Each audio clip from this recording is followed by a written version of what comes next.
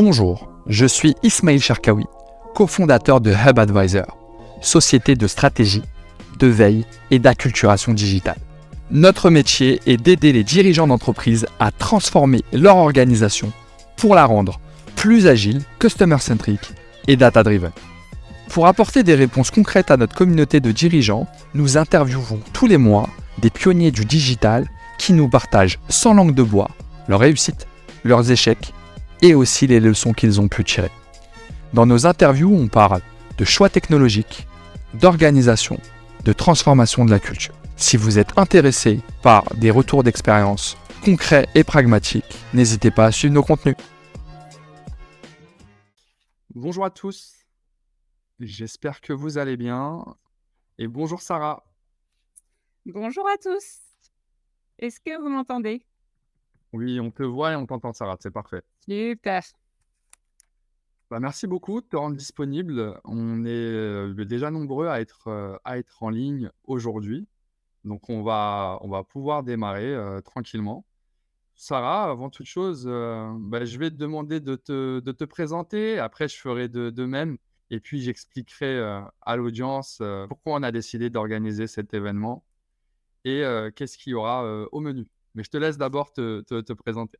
Ok, donc bonjour à tous. Donc mon nom c'est Sarah Danchin. J'ai en charge la digitalisation du planning chez Danone. Je suis chez Danone depuis 2 ans.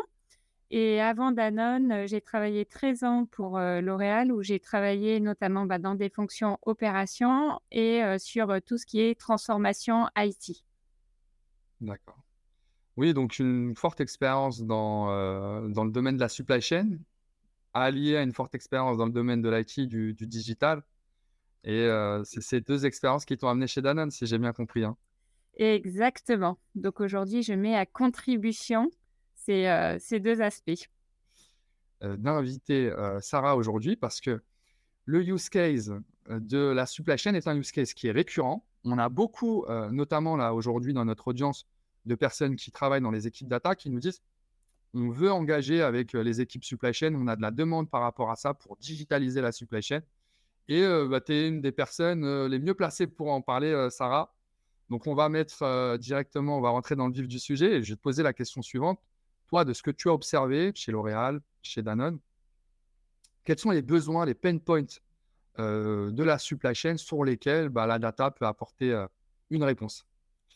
Ok, merci beaucoup Ismaël. Juste, n'hésitez pas surtout à poser vos questions en direct. Je crois que même je les vois. Donc, quand je suis pas assez précise, quand vous comprenez pas quelque chose, n'hésitez pas.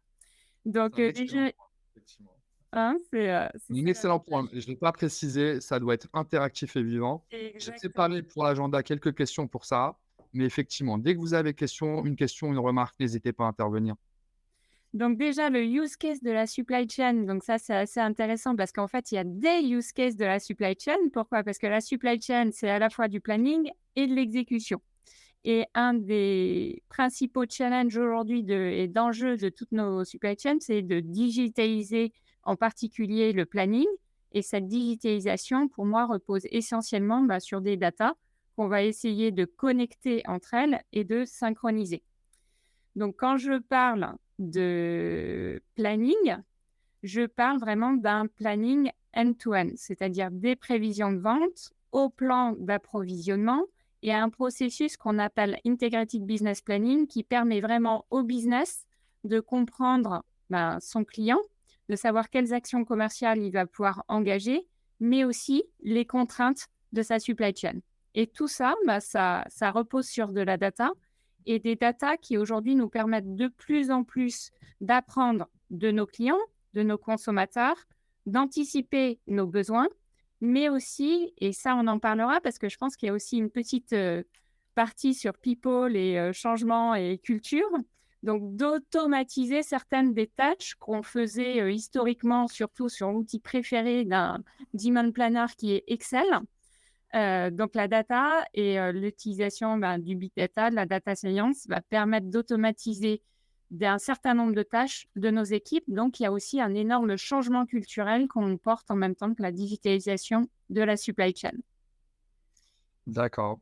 Écoute, c'est clair. Peut-être revenir pour des personnes qui ne sont pas forcément issus du monde de la supply chain sur cet enjeu qu'est le planning, parce que j'ai l'impression qu'il y a aussi une dimension produit qui est forte dans le planning, et essayer aussi de nous expliquer, est-ce que historiquement, les personnes qui travaillent sur ces enjeux-là sont des gens qui ont l'habitude d'utiliser de la data, et si pour toi, on est plutôt sur une population qui a besoin d'être acculturée à la data, donc ils n'ont pas l'habitude, ou sur une population qui est déjà sensible au sujet de la data, mais sur lequel on va peut-être amener de l'automatisation pour les faire monter en productivité. Donc, je ne sais pas, il y a 2 questions dans une, je suis désolé. D'accord. Alors déjà, juste sur la supply chain, si vous avez des questions, dites-moi si j'étais pas claire. Donc effectivement, la supply chain, ça va être vraiment l'objectif d'avoir le bon produit au bon endroit et au bon moment, voire d'anticiper. On voit bien qu'aujourd'hui, dans le monde actuel, ce qui est très compliqué, c'est justement d'avoir une supply chain plutôt réactive et proactive à tous les changements qui arrivent pour ne pas tomber en rupture d'approvisionnement. Je pense que vous avez tous été dans les supermarchés à l'heure actuelle. Vous avez vu qu'il y avait des ruptures. Donc, l'objectif de la supply chain, grosso modo, c'est de ne pas avoir de rupture. En termes donc de changement culturel par rapport à ce que tu me demandais, Ismaël, ça va dépendre beaucoup des populations qu'on a. Mais globalement, je dirais pour moi, dans les entreprises qui ne sont pas digital natives, comme L'Oréal ou Danone, non, il faut faire beaucoup d'acculturation. Beaucoup d'acculturation et une acculturation qui va bien au-delà de la supply chain pour moi et qui va vraiment devoir être portée par le top management en mettant en place pour moi une compréhension de la data et en permettant aussi à nos équipes de comprendre quels sont les enjeux. Pour ça, dans nos entreprises qui ont un certain nombre d'années, on va dire, on a une grande, ce que moi j'appelle une dette technique. Donc, en vrai, on a beaucoup de data, mais beaucoup de data qui sont prisonnières de nos systèmes. Donc, un des enjeux, c'est d'arriver, à les faire parler et à les libérer. Donc, pour ça, en premier, c'est de faire comprendre à tous les acteurs de l'entreprise, pas seulement de la supply chain, qu'il faut ce que j'appelle moi une data gouvernance.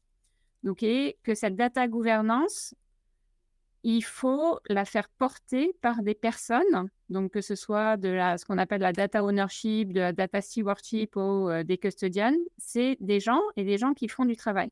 Souvent sur des métiers qui n'ont pas été énormément valorisés dans le passé. Donc, c'est comment j'arrive à valoriser ces métiers, à faire comprendre l'enjeu et à voir tout ce qu'on peut faire au niveau de la data.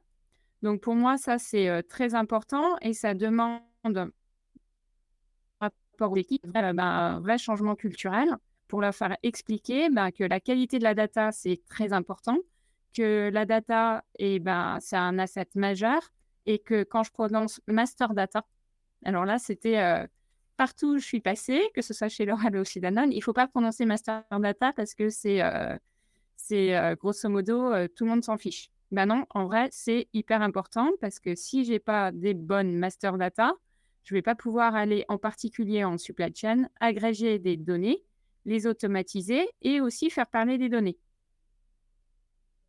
Donc oui, il faut acculturer nos équipes, il faut faire évoluer nos métiers et les accompagner. C'est très important et ça, on peut le faire que si le COMEX de l'entreprise l'a bien compris. Ok. Écoute, c'est très clair pour nous, Sarah. Est-ce que tu as, je sais pas, sur cette partie acculturation, est-ce que il y a des choses en particulier que tu as mis en place? Est-ce que tu as consacré un temps, un budget particulier? Alors, sur un budget, c'est pas un budget particulier. Pour moi, c'est beaucoup de travail pédagogique pour bien expliquer, en fait, et bien structurer l'approche. Et bien expliquer que ça peut pas se faire tout seul. En fait, c'est pas quelque chose d'inné et c'est quelque chose qui doit être structuré avec des équipes derrière. Et donc, ces équipes vont devoir plutôt augmenter que plutôt décroître. Ok, c'est clair. Écoute, c'est clair pour nous sur cette partie, l'importance d'éduquer, en tout cas, en interne. Si on rentre plus dans le métier de la supply chain et des cas d'usage de la supply chain, j'insiste dessus parce que ce qu'on va voir, nous, c'est des équipes qui sont soit des équipes IT, digital, data, ça c'est au sein de la même équipe, qui sont proactifs, qui sont moteurs sur la partie digitalisation. Donc, ils viennent, ils vont rencontrer les équipes, ils vont rencontrer notamment la direction supply chain et ils vont leur dire, bah, en fait, utilisez-nous, on est disponible, il y a plein de données à faire, etc. On est à votre écoute et on veut avancer ensemble. Et généralement, tu as les métiers. Bah, je suis un peu, même si j'aime de moins en moins utiliser le terme métier. Je suis un peu caricatural, mais je fais exprès. Mais tu as des responsables business qui vont leur dire, ouais, mais écoutez, nous, en résumé, on a toujours travaillé d'une certaine façon. On ne voit pas trop l'intérêt. Ça va nous coûter du temps, de la ressource, de l'énergie. Donc, pas maintenant. C'est intéressant. Peut-être à plus tard. Quand toi, tu rencontres un directeur de la supply chain ou pour notre audience qui est confrontée à cet enjeu, donc demain, ils rencontrent leur directeur de la supply chain, est-ce que tu peux donner des cas d'usage assez, on va dire, Bon, parlants? déjà, alors moi, je suis pas un animal, très, enfin, moi, je suis très ouverte. En général, je préfère avoir des innovations. Mais en vrai, ce qui est vrai, ce qui est, on va dire que les opérationnels sont toujours très tirés par l'opérationnel et qu'il faut arriver à les convaincre. Donc là, il y a pas 36 000 possibilités. C'est de leur démontrer, pour moi, ce qu'il faut faire, c'est de leur démontrer la valeur de ce qu'on peut leur apporter. En termes de cas d'usage en supply chain, il y en a plein, honnêtement. Donc, moi, je peux en citer quelques-uns. On a mis en place, par exemple, chez Danone, ce qu'on appelle du demand sensing. Donc, c'est l'utilisation de données externes et internes. Donc, par exemple, sur l'Espagne, aujourd'hui, on va traiter 66 millions de données chaque semaine pour faire de la prévision de vente de manière beaucoup plus désagrégée qu'avant. Donc, on va être très, très précis au niveau de nos prévisions de vente et notamment sur la maille à laquelle on les fait. Et là, ça va nous aider énormément à réduire tout ce qui est déchets. OK? On va augmenter, bien sûr, la précision de notre forecast par entrepôt, mais en plus, on va faire des gains économiques et pour l'environnement en réduisant notre nombre de déchets. Et tout ça, c'est grâce à des algorithmes, faits par nos data scientists. Là encore, ces algorithmes vont marcher que si le data scientist a bien compris les enjeux du business et que mon demand planner est bien capable d'expliquer son métier au data scientist. Donc là, on retourne aussi dans un changement culturel. D'autres use cases, ça va être en supply. Un des enjeux majeurs, c'est aussi la réduction des stocks et de mettre en relation un taux de service avec un niveau de stock. Là encore, tout ce que nous permet le big data va permettre d'affiner nos paramètres de stock. Et chez Danone, on a un troisième use case qui est très important, qui va être l'optimisation du lait. Donc, pour savoir où il faut utiliser le lait et où il faut s'apprévisionner. Donc là, pareil, les cas d'usage sont très importants, notamment dans la réduction des inventaires, les niveaux de stock, et aussi la réduction des destructions. Vous êtes hyper, je ne sais pas combien il y a de personnes, mais vous êtes hyper calme, hein. Vous n'avez pas des questions? Non, pour l'instant, on n'a pas. Généralement, ça vient à la fin. Ah, après. OK. On a Mais alors, l'habitude. c'est que je suis très, très claire, quoi. Non, les gens, au début, ils écoutent beaucoup et après, ils rebondissent. OK, alors ça va. Ça va venir. Mais moi, j'ai des questions par contre. Parce Vas-y. qu'effectivement, c'est hyper intéressant. Je comprends en tout cas il y a des sujets où à la fois on peut gagner de l'argent, on peut gagner aussi du branding sur la partie notamment écologie. Le fait tout simplement de dire qu'on réduit notre impact carbone. Aujourd'hui, ça a le vent en poupe et c'est un enjeu qui est important et important à afficher. Mmh. J'ai compris que c'était des data scientists internes qui avaient construit ces algorithmes-là. Alors, les data scientists, ils peuvent être internes et externes. Ok. OK, donc en vrai, ce sont les 2. Ce Donc sont il y a quelques data scientists qui sont internes, mais on peut aussi s'appuyer sur des capabilities qui sont externalisées. Je comprends. Et justement, j'allais te poser cette question-là par rapport au fait et à cette proximité Mmh. entre les personnes de la supply chain qui doivent décrire leurs besoins, etc., et Mmh. ces équipes data qui doivent être au plus près et qui doivent tout simplement bien comprendre le besoin pour pouvoir designer des produits et des solutions qui font sens. Comment vous vous êtes organisé chez Danone par rapport à ça? Est-ce que Donc tu là, peux me c'était parler? Voilà, la relation entre la supply chain et les équipes data du digital, qui sont j'imagine, des équipes qui sont différentes. Tout à fait. Aujourd'hui, les équipes data, en fait, dépendent de l'IT, et les data scientists, aussi, chez Danone. Ce sont des organisations qui, pour moi, se cherchent. Donc, ce vers quoi on va attendre, c'est plus la notion ce qu'on appelle de centre d'excellence, pour mêler justement des gens, des data scientists, avec des personnes du métier. Une question concernant vos algorithmes de prévision de vente. Comment estimez-vous le gain financier réalisé grâce à des algorithmes plus précis? Bah ça, c'est assez facile en fait, hein. On a des niveaux de destruction avant et après l'algorithme. Et on mesure un KPI qui s'appelle la forecast accuracy et qui permet, quand il s'améliore, grosso modo, en général, le service s'améliore. Donc, on arrive à le monitorer comme ça, entre avant et après l'algorithme. Je comprends, on a Alexis aussi qui est en train de rédiger une question. Mais excuse-moi, comme tu étais en train de répondre aussi, ça demande une certaine gymnastique, effectivement. Ouais. De répondre à cette question de la gouvernance, justement, entre les équipes data et digital. Donc, vous avez créé un centre de compétences, un centre d'expertise entre la supply chain et la data. J'aimerais juste essayer de... Donc ça, c'est des réflexions qui sont en cours, D'accord. sachant que ce qui est pas évident, c'est qu'un data scientist peut aussi très vite, s'ennuyer. Donc il faut pouvoir l'alimenter.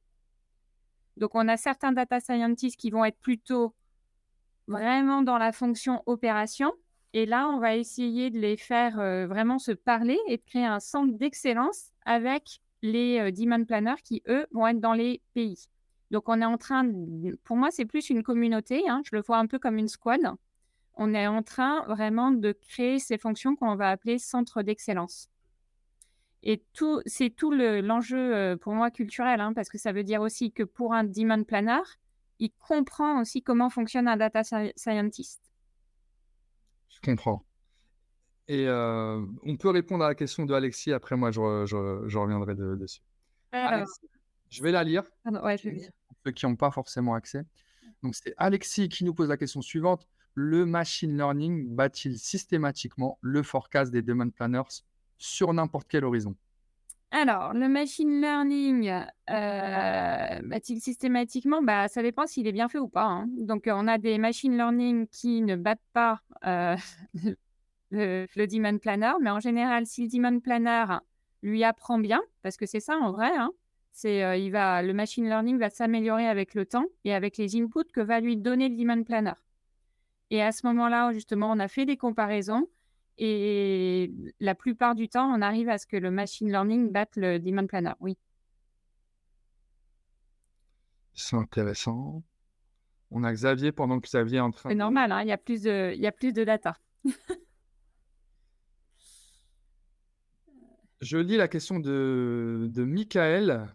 Bonjour, pouvez-vous développer le use case sur la digitalisation du planning depuis les prévisions de vente jusqu'à l'approvisionnement?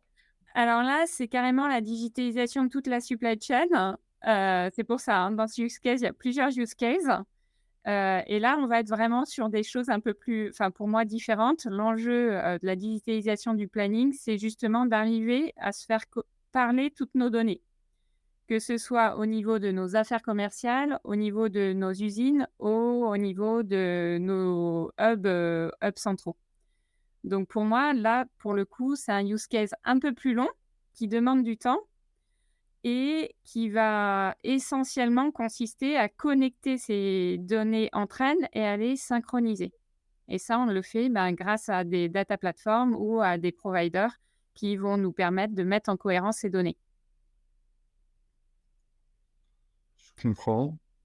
On a une autre question, mais peut-être alors, excusez-moi, mettez tous votre question, parce que comme on a un certain fil conducteur, pour aussi... les questions, on les met dans le chat. Ma faute, hein, Ismaël. Non, tu les as provoquées. C'est pas grave, tu les as bien réveillées. Mais c'est vrai, on a un certain fil conducteur. On met toutes les questions, vous mettez toutes les questions dans le chat et on aura un espace pour y répondre parce que c'est vrai qu'à un moment donné, on va pas basculer d'une question à l'autre sans qu'il y ait vraiment de structure. On va finir sur ces aspects organisationnels. Moi, j'insiste beaucoup dessus parce que c'est la question qu'on a. On a la question très souvent de comment on arrive à s'organiser. On a même la question de comment embarquer les métiers. Toi, les métiers chez Danone, ils ont de la chance parce que tu as compris l'importance du digital et de la data. Donc, tu vas aller voir les équipes data et digital et tu vas les solliciter. Et voilà, la question, c'est tout simplement comment on arrive à faire cohabiter les deux. Tu parlais que c'était une question qui était en réflexion en ce moment chez Danone. Je sais que tu as une certaine vision. Donc là, on oublie la partie retour d'expérience, comment vous le faites, etc.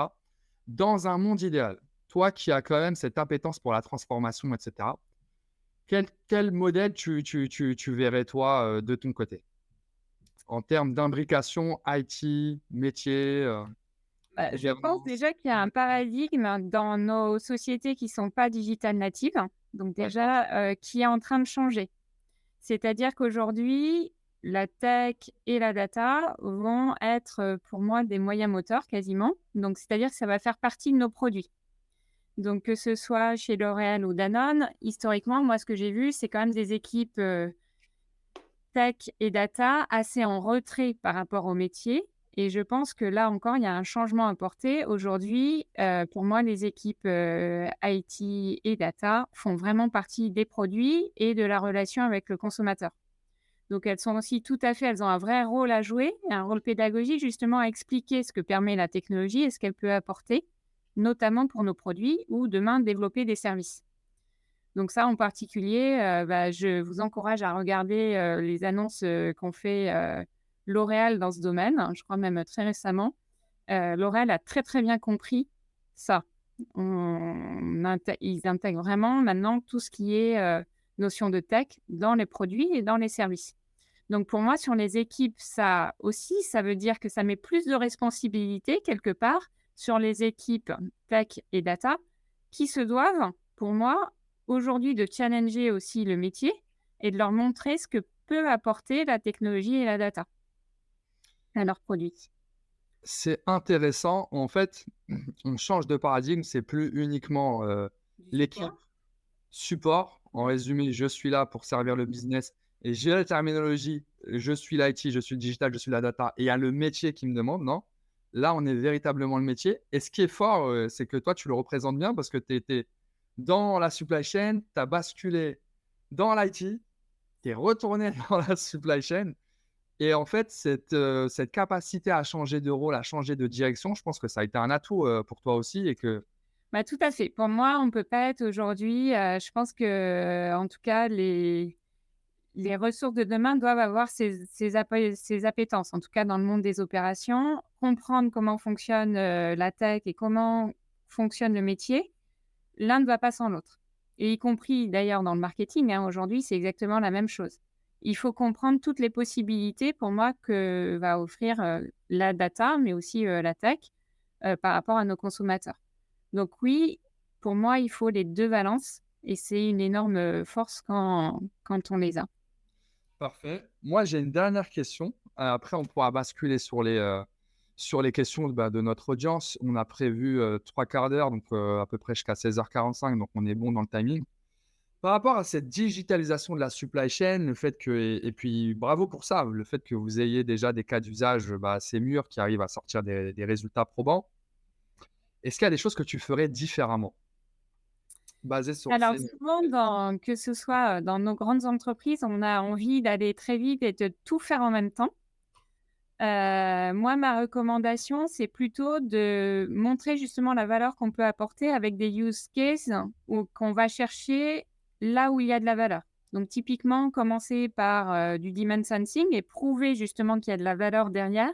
Pour moi, c'est super parce que c'est comme ça qu'on va gagner, un COMEX, et qu'on va comprendre l'intérêt. Donc je dirais pour moi, ce qui est très important, c'est d'arriver à changer un peu nos approches de déploiement de projets, qui était très tourné vers l'effet tunnel, en tout cas dans les entreprises dans lesquelles j'ai été, et d'adopter une démarche beaucoup plus tournée d'ailleurs vers, la tech et la data, qui est plus l'agile, mais en faisant bien comprendre aux métiers qui doivent être part de ça. C'est-à-dire, dans mes industries où la qualité est absolument, nécessaire pour nos produits, c'est très compliqué pour un métier d'accepter de ne pas commencer avec une Ferrari, mais d'avoir une Toyota hybride, on va dire.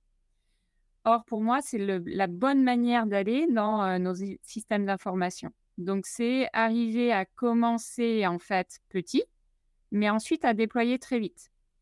On va aller gagner la confiance de nos sponsors une fois qu'on aura prouvé qu'on a de la valeur.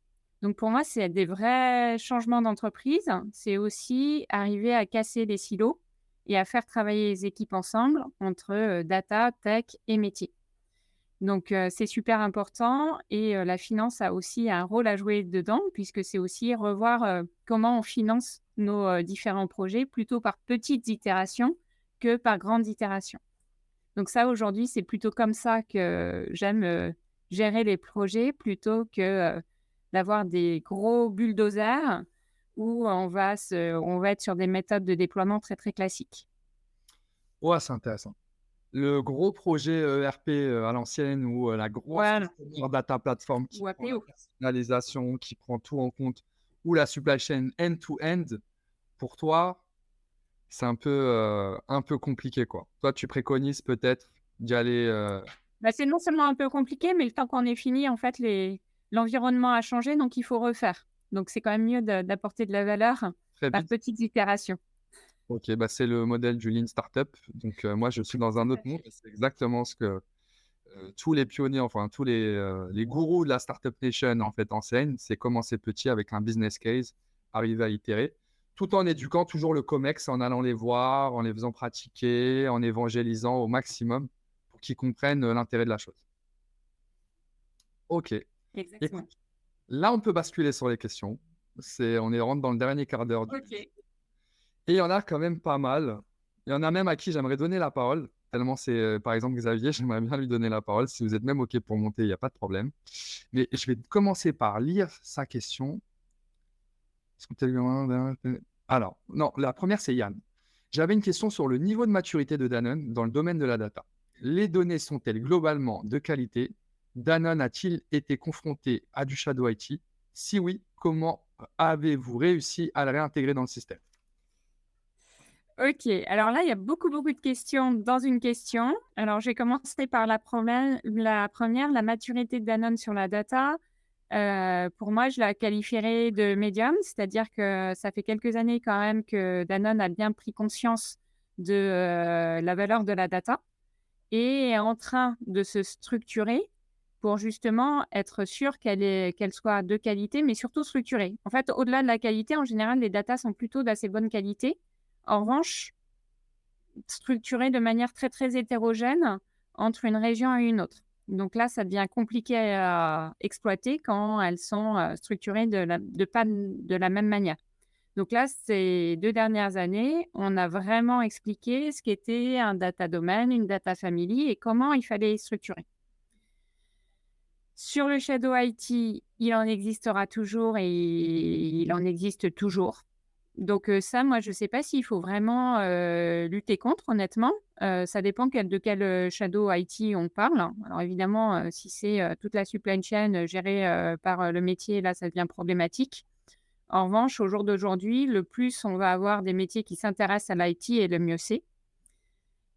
Évidemment, dès que ça commence à devenir significatif, il faut que ce soit maîtrisé, ne serait-ce qu'en termes de cybersécurité, de legacy, etc. Et là, pour moi, le rôle des IT, c'est d'expliquer pourquoi le shadow IT peut avoir des risques. Donc ça, je l'ai plus vécu dans mon ancienne vie, quand je m'occupais de la transformation IT chez L'Oréal. On a réintégré le shadow IT en expliquant les risques qu'il y avait derrière ce shadow IT. D'accord. On a la question de Xavier. Comment améliorer notre SNOP? Fait aujourd'hui sur Excel. Le meilleur des outils. Conseillez-vous de faire appel à un data scientist comme un prérequis pour établir le bon cahier des charges pour un outil SNP. Un outil SCM. Alors, je ne sais pas trop ce qu'il y a. SNOP. Ok. Alors non, pas du tout. Je préconise pas de faire appel à un data scientist. En fait, le processus SNOP, pour moi, c'est vraiment avant tout un process. C'est-à-dire comment j'arrive à casser des silos et à faire que les gens se parlent entre eux. Donc moi, le SNOP en termes d'outils, je le vois beaucoup plus comme une plateforme que comme un algorithme. Quand je disais, voilà, il faut que les données soient connectées et synchronisées, pour moi, c'est ça un SNOP. Après, donc pour moi, le premier point, c'est de le traiter par le process. C'est-à-dire impliquer le GM d'une affaire, le marketing, les sales et des opérations pour qu'ils se mettent d'accord sur la stratégie et qu'ils voient les tendances financières et d'approvisionnement. Et comprennent aussi, en plus, surtout à l'heure actuelle, les contraintes en termes de supply et d'approvisionnement. Ensuite, il y a plein d'outils aujourd'hui qui permettent, pour moi, on est beaucoup plus sur de la visualisation de data et de la simulation de ce que j'appelle moi des what if scénarios, qui, pour moi, là, sont des stades assez avancés et qui vont dépendre énormément de la maturité des data à disposition. Donc, une fois qu'on a les data bien structurées, on a en unité et en valeur, à ce moment-là, un certain nombre de plateformes qui sont déjà faites vous permettent de faire des scénarios de simulation. En revanche, est-ce que le data scientist est le premier maillon? Ça, je crois pas. Je pense que c'est vraiment un process à mettre en place. C'est intéressant et c'est vrai que quelque part derrière le terme data scientist, est-ce qu'on commence par la technique? Et ce que tu expliques, comme bien souvent, c'est qu'il ne faut pas commencer par la technique. Non. Ok. Enfin, selon moi, chacun Ouais, ses convictions. voilà, il n'y a pas de dogme ici. On a Anthony qui nous demande, qui nous dit bonjour à vous. Bonjour à vous aussi, Anthony. Comment est structurée l'organisation digitale entre les SI, un Chief Data Officer, un directeur e-commerce? Point d'interrogation. Alors, je vais vous dire ce que je connais. On a un directeur e-commerce qui dépend des équipes top line. Et aujourd'hui, la data est gérée aussi par la personne qui gère l'IT. En revanche, sur deux branches bien différentes. C'est-à-dire qu'aujourd'hui, on a un data et des six groupes. Intéressant. Et après, il nous parle des est-ce que vous êtes corporate, donc les filiales héritent ou sont-elles autonomes? Alors, est-ce que alors vous êtes corporate, donc les filiales héritent ou elles sont autonomes? Waouh! Alors là, Shidenon, Indépendamment de Anto, enfin, sur cette question-là, c'est une question qu'on retrouve où généralement, tu as plein d'initiatives data qui sont prises. Là, c'est plus ce que tu as pu observer potentiellement chez L'Oréal. Tu as plein d'initiatives data dans plein de filiales. Et tu as le groupe à un moment donné qui dit bon, on industrialise le tout, on essaie de Ouais. trouver des Donc ça, synergies. c'est la même chose chez Danone. Donc aujourd'hui, on est, que ce soit d'ailleurs chez L'Oréal ou chez Danone, on est sur les mêmes modèles, à savoir que les filiales ont une grande autonomie. En revanche, la vocation des équipes corporate, c'est de mettre des capabilities à leur disposition. Donc, quand je fais un algorithme de demand sensing, c'est mes équipes qui vont aller le déployer dans toutes mes filiales, autant autonomes qu'elles soient. Ce qui est toujours des enjeux, parce que c'est là où il faut justement démontrer leur valeur. Et on sait bien qu'il y a toujours des problèmes de gouvernance, puisque un pays va dire « mais moi, j'arrive à faire beaucoup mieux et beaucoup moins cher ». Mais c'est enjeu d'expliquer quel intérêt on a sur la data et comment justement on peut les faire à des niveaux beaucoup plus agrégés qu'au niveau de la filiale. Intéressant. Ouais, donc c'est une autre vente, entre guillemets. Il y a une vente vers le haut, vers le COMEX, en mode il faut faire ce business case, etc. Et puis vers les filiales quand tu es au niveau groupe. Exactement. Ok, voilà. Une double gouvernance. On a Simon qui nous demande quelle gouvernance de la data actuelle ou en cible. Je crois que tu as un petit peu répondu. Alors, la gouvernance de la data actuelle, en fait, on est en train vraiment de se structurer pour tout ce qui est master data et on est en train de faire la même chose sur le transactionnel. Donc, pour moi, encore une fois, sur la gouvernance de la data, moi, je trouve que c'est plus une méthodologie. Donc, ça, c'est vraiment mon point de vue. C'est-à-dire faire comprendre, déjà, en fonction de la stratégie de l'entreprise, quels sont les data domaines sur lesquels on doit être focusé et vraiment responsabiliser à un très haut niveau chacun sur son data domaine. Donc, c'est ça que moi, j'appelle la gouvernance de la data avec la mise en place des data ownership et des data stewards ensuite dans les affaires commerciales. Écoute, c'est très très clair. Merci beaucoup, Sarah. On arrive quasiment au bout du temps. On avait convenu de 45 minutes. Et je laisse l'audience, si vous avez peut-être une remarque, une question peut-être à poser avant qu'on arrive au bout du temps. Moi, j'ai une dernière question pour toi. Et après, on pourra clôturer. Mhm. Je laisse, je vois si quelqu'un écrit. Non, on n'a pas. Moi, j'avais une question plus sur l'aspect technologie, puisque la technologie, à un moment donné, ça rentre en ligne de compte. Mhm. Ma question, c'est la suivante. Est-ce que toi, de ton expérience, c'est pas forcément politiquement correct, tu t'es appuyé sur de l'interne, des gens qui étaient motivés, etc., ou toi, là, je parle vraiment au métier, hein. Là, je parle vraiment, tu t'es dit, bon, le plus simple, quand même, c'est d'aller avec une petite start-up. Ils l'ont fait dans Mhm. le groupe, ils sont beaucoup plus réactifs. Et toi, tu t'es mis, entre guillemets, en position de Shadow IT. Alors, cette question est très compliquée. Moi, je suis très, très biaisée parce que moi, j'ai toujours valorisé en fait les IT et les tech des entreprises dans lesquelles j'étais et mon intime conviction est qu'il faut renforcer non pas des fonctionnels en IT, mais des experts en IT dans les entreprises que sont L'Oréal ou Danone, qu'il faut renforcer en interne. Maintenant, en fonction des niveaux de maturité, de nos organisations, IT, oui, il est très tentant d'aller montrer, en tout cas, que ça peut marcher grâce, à des startups. Maintenant, pour moi, tout n'est pas incompatible. C'est-à-dire Mmh. qu'on peut très bien aller passer par une startup et co-développer ensemble. Donc moi, j'ai un use case sur lequel on est passé par une startup avec l'IT, pas en shadow IT, hein, et sur lesquels on co-construit ensemble.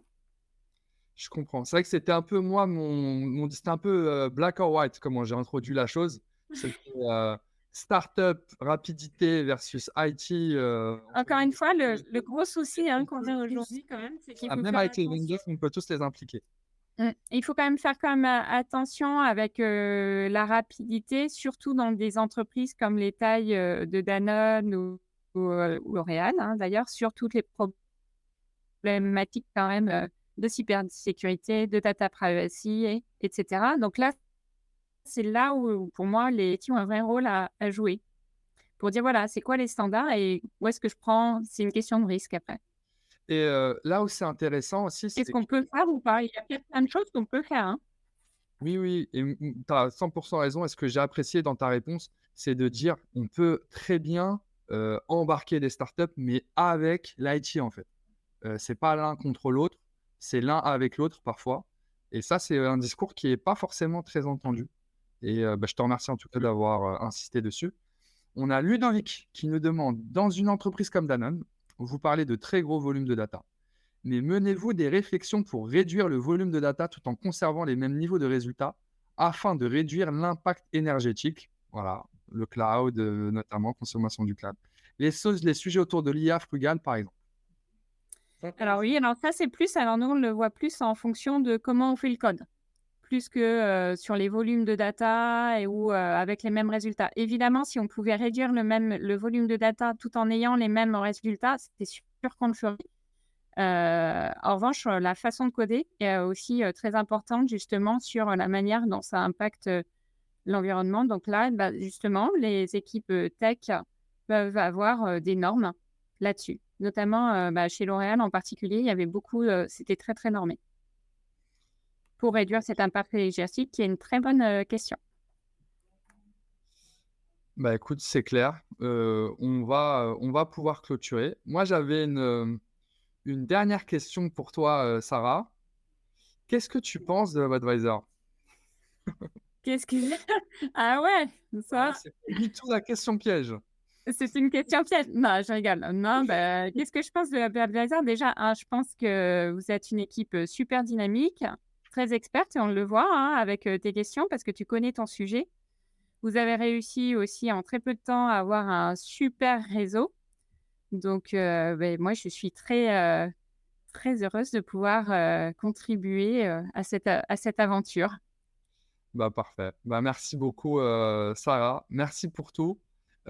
Effectivement, nous, indépendamment de ce webinaire, on organise aussi des événements auxquels potentiellement tu pourras participer, l'occasion de recroiser Sarah aussi. Donc n'hésitez pas à ces occasions-là.